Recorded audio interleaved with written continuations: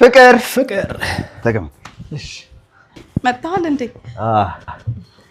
የልጅነት ጓደኛዬ ቴዲ ይባላል። ተዋውቂው።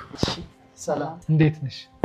አለ ኪድ ትባላለች፣ ባለቤቴ ናት። ይገርምሻል፣ ታች ያለው ምግብ ቤት ሊገባ ሲል በር ላይ ነው ያገኘሁት እና በስንት ጊዜያችን ተገናኝተንማ ዛሬ ምሳኔ ጋር ነህ ብዬ በግድ ነው ይዤ የመጣሁት። እንግዳ ስታመጣ ብትነግረኝ ጥሩ ነበር። ይቅርታ ምንም አለ። ኧረ ምንም ችግር የለውም መክብቤ። ያው ምሳው ለዛሬ ባይሳካም እቺን የመሰለሽ ሚስትን ስላስተዋወቀኝ ግን በጣም አመሰግናለሁ። መግዛት እንኳን ነገር አለ። ኧረ ምንም ችግር የለም። ያው እኔ በሰዓት ካልበላው ጨጓራኝ ስለሚያመኝ መሄድ አለብኝ። ወይ ደግሞ እንጀራ በበርበሬ ነገር ልስጥ? አይ አመሰግናለሁ። በርበሬሽ እንኳን ይቆያል። ከፈለክ ውጪ ወተን መብላት እንችላለን። እኔ እንኳን እዚሁ ጠብቄ በበላ ይሻላል።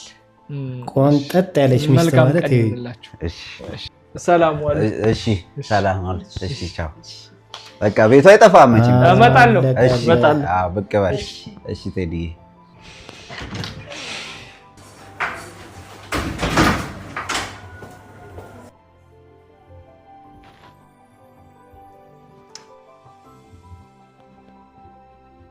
እንዴ ዶሮ በስድስት እንቁላል ምግብ አልሰራውም አላልሽም ነበር እንዴ? ጓደኛህን የመቀለብ ግዴታ የለብኝም ማለት ትበላ እንደሆነ ብላ። ጠብዘዝ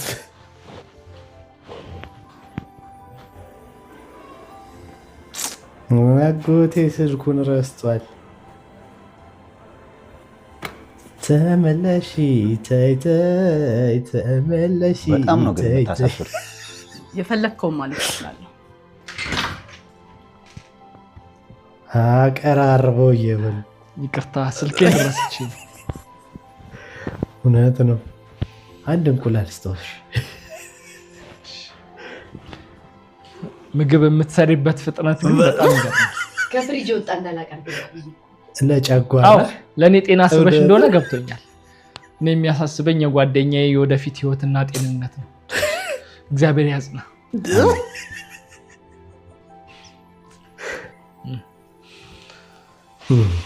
እንደዚህ አይነት ሚስት